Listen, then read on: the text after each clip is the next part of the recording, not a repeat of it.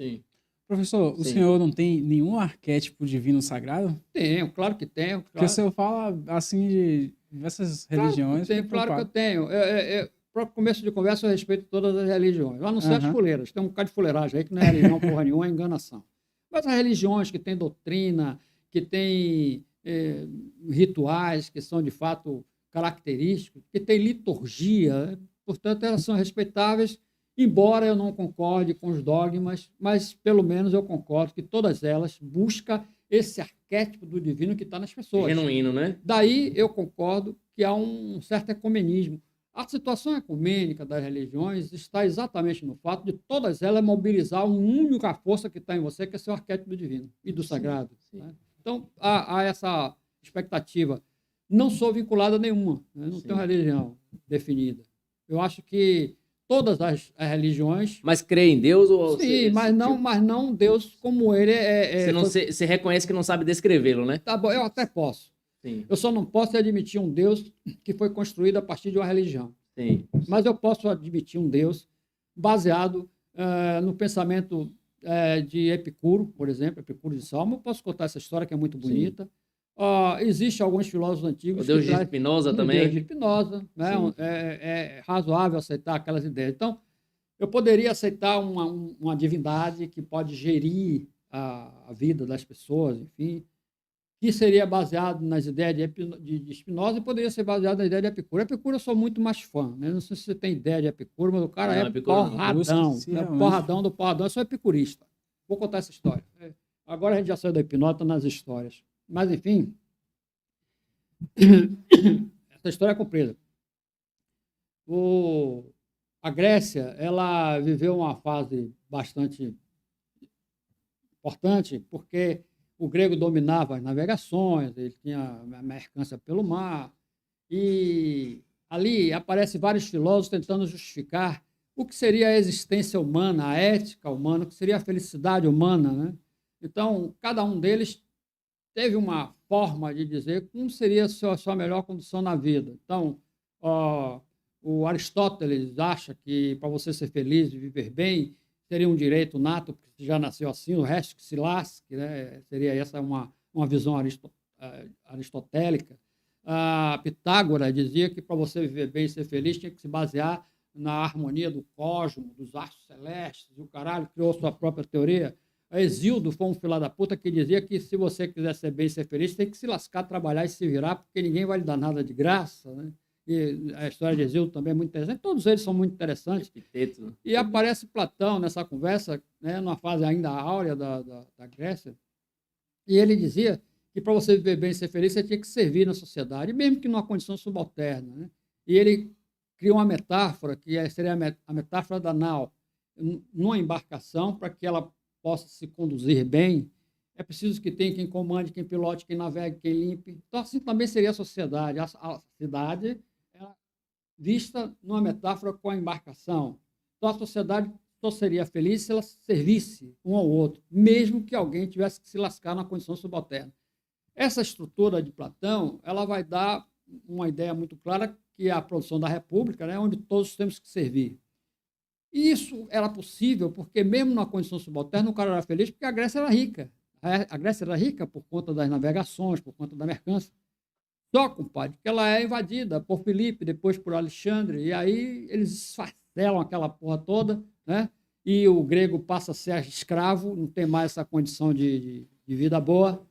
Nessa condição, eles estão subalternos, aparece Epicuro de Salmo. Todo grego tem um segundo nome, que é o nome da cidade onde ele nasceu, né? E aí o Epicuro vai dizer que a conversa agora é outra. Para você ser feliz, a primeira coisa que você tem que fazer, isso vai bater muito com o Renatão, você tem que se afastar da sociedade. Porque na sociedade você está em conflito, em competição, em turbulência, é um comendo o outro. Se sai dessa porra, se afaste disso. Se afaste da polis turbulenta, da cidade conflitada. E aí ele sugeria que você se afastasse para um lugar mais ameno, mais isolado, que ia ser chamado de jardim. E a palavra jardim vem daí. É o chamado jardim de Epicuro. E ali, na filia, na amizade, você iria encontrar condições de viver feliz. Agora ele vai traçar uma série de critérios para que você possa, de fato, viver bem e ser feliz. A primeira conversa, ele faz um paralelo com o que Platão diz. Platão dizia que a cidade era como embarcação, que tinha quem controlasse, quem navegasse, caralho. Ele vai dizer, olha, se temos alguma coisa a ver com embarcação, a embarcação somos nós. Nosso porto de saída é o nascimento, nosso porto de chegada é a morte. Consiga navegar bem, evitando essas turbulências sociais, e a isso ele chamava de clename. Exerça o clename, seria o desvio, para que você possa sobreviver e chegar melhor ao seu final. Aí ele vai trazer algumas histórias de como você melhor tirar proveito da vida. A primeira é o prazer, né? Todo ser humano nasceu para viver bem, ser feliz, ter prazer e morrer bem e feliz. Então, ali ele diz, primeiro, que o prazer é importante, mas que seja moderado, porque todo ele em excesso vai te levar à desgraça. Seja que prazer for. Qualquer coisa em excesso, né? O prazer da mesa, o prazer da cama, moderado, mas ele tem que existir. A segunda conversa é, você pode e deve superar a dor. A dor é uma condição que você alimenta. Você tem uma dor porque alguma coisa lhe agrediu, e a dor aparece para lhe mostrar. No momento que você viu, você já não precisa mais da dor, ela já cumpriu sua tarefa. Aí a dor só continua se você alimentar ela. Portanto, como se desviar da dor? Ele ensina isso. Esse cara, 450 anos antes de Cristo, foi o primeiro cara a trazer uma terapia para a dor. Seria aí o chamado a modelação da dor e a amplitude da dor. Ele traz isso. E até hoje, você vai, quando você trabalha com hipnose com dor, você tem muito a ver com o Epicuro. A terceira conversa dele é aceite apenas ou queira apenas praticar os seus desejos necessários, porque todos nós temos desejos que são necessários e que são absurdamente não necessários.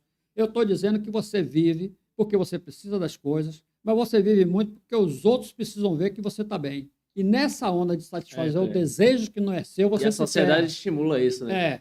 Então ele dizia, atenda aos seus desejos necessários, esqueça aquilo que não é necessário, né? E aí ele vai trazer como exemplo pessoas que se lascam pra caralho para mostrar para os outros que está bem, e na verdade ele está se ferrando, está trabalhando demais, está se submetendo a situações absurdas.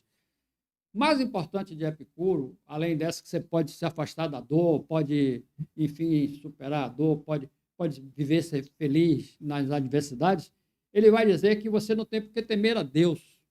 Aí eu entro na conversa que você está querendo, né? Ele diz assim, que Deus não é nada tão distante do ser humano, né? Ele vai admitir a hipótese da Grécia com o Olimpo, os deuses do Olimpo. Ele vai dizer que Deus está vivendo plenamente a imortalidade dele no Olimpo, está pouco se incomodando com você, não vai lhe perseguir, não vai lhe controlar, né? Ele seria alguma coisa razoável, que você pode até pedir, mas não necessariamente ele vai lhe dar nada. Você tem que buscar suas respostas, suas superações, não depender de Deus. Portanto, ele não dá uma submissão a Deus, né? Deus seria alguma coisa razoável que pode lhe atender, mas que ele está lá no Olimpo, vivendo plenamente a vida dele, a imortalidade, tão distante dos homens quanto os homens, para ser feliz, têm que se afastar da polis turbulenta. Sacou essa onda aí, compadre? As homens se afastar da turbulência seria o primeiro problema.